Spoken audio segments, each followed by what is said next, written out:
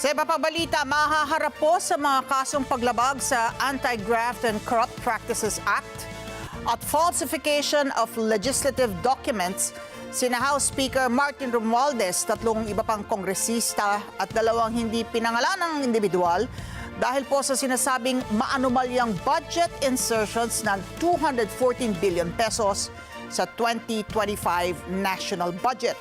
Ginit naman ng grupong nagsampa ng mga kaso sa Ombudsman na hindi pamumulitika ang dahilan sa ginawa nilang pagsasampa ng kaso, kundi nais po nilang mapanagot ang mga kongresista. Para sa detalye, may live report si Erlo Bringas.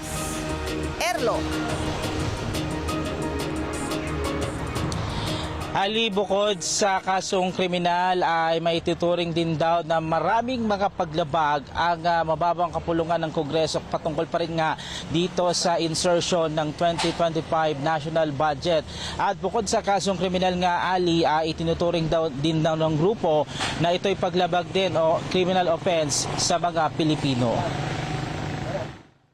Formal nang nagsampa ng kaso sa Office of the Ombudsman si Davao del Norte 1st District Representative Pantaleon Alvarez kasamang ilang opisyales ng Citizen Crime Watch Group na si Jimmy Bondoc, Raul Lambino at iba pa.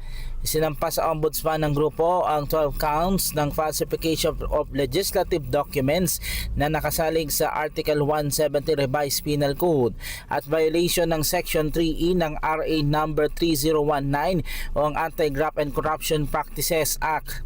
Ayon kay Representative Alvarez, minabuti na nilang dalhin sa Ombudsman ang kaso dahil na rin daw sa dami ng naging paglabag ng mga ito sa batas. Ang sana inisip namin, yung violation lang ng revised penal code. Ngayon may nagsabi na sa dami ng nilabag na batas, bakit hindi natin i-file lahat ng kaso na po pwedeng i-file? Kaya napagdesisyonan ng grupo na pumunta rin dito sa office ng Ombudsman. Bukod kay Romualdez, responded din sa kaso sina Representative Elizalde Co, Representative at Majority Leader Manuel Dalipe, Stella Kimbo at iba pa. Kabilang sa unang nilamag umano ang falsification of public documents at iba pa, at marami din silang nakitang lapses o idinagdag sa GAA na hindi umano dapat kailangan. Kinwestiyon nila ang mga bagong insertion sa GAA na kung saan may tuturing nilang falsified insertion sa budget. Yung pagsingit ng imagine 241 billion pesos. Ang laking halaga yan. Hindi mo pwedeng sabihin na typographical error yan na kinurek ng technical working group. Mahirap po, ang laki ng amount na involved.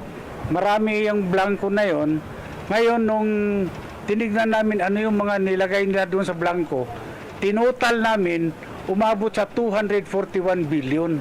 Paliwanag pa ng grupo, kaya 12 counts ang isinampa nilang kaso ay 12 beses din kasi umanong pinunuan ang mga blankong bahagi ng GAA habang inaprubahan ng BICAM, at 0 dapat anilang nakarating sa Pangulo ay dapat 0 din. Dapat anilang inilagay lamang dito ay wrong grammar o wrong spelling at hindi 0 ang inilagay, kaya nagkaroon ng karagdagang numero sa total budget. 12 beses anila ito ginawa na nagkaroon ng illegal insertion.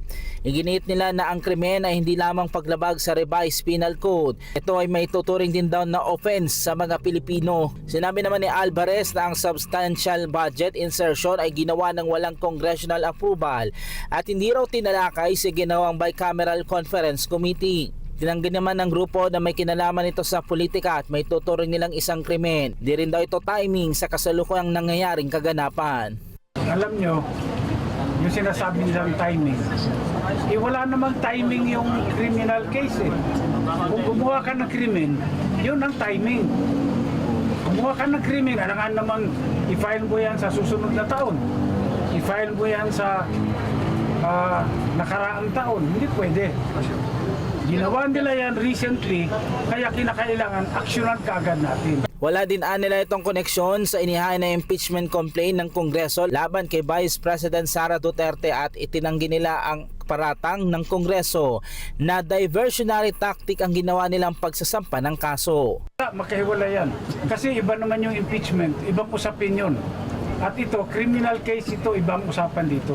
Yung sinasabi nila diversionary tactic, at tingnan nyo ito. Sino nag-divert? Alin ang nauna? Di ba yung press conference ni dating Pangulong Duterte at ni Congressman Ungab, doon nila pinaputok na maraming blanco yung BICAM report. Ngayon, ayaw nilang pag-usapan yan dahil sigurado swak na swak sila sa yung kaso. Kaya sila ang gumawa ng diversionary tactic. Gumawa sila ng issue na matatabunan itong iskandalo sa budget.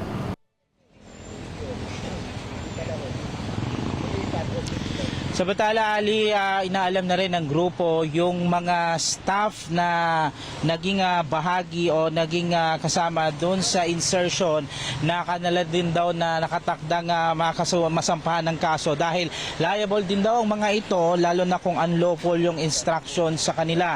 Naniniwala naman ang grupo o tiwala ang grupo, kumpiyansa sila na mapupush through itong mga kaso na ito at magkakaroon ng resulta sa mga susunod na linggo at susunod na buwan. Ali. Okay, maraming salamat, Erlo Bringas. Maraming salamat sa inyo pong pagsubaybay sa Mata ng Agila Primetime. Para malaman ang matatag, matapang at matapat na mga balita, i-follow lamang at mag-subscribe sa @Net25 TV.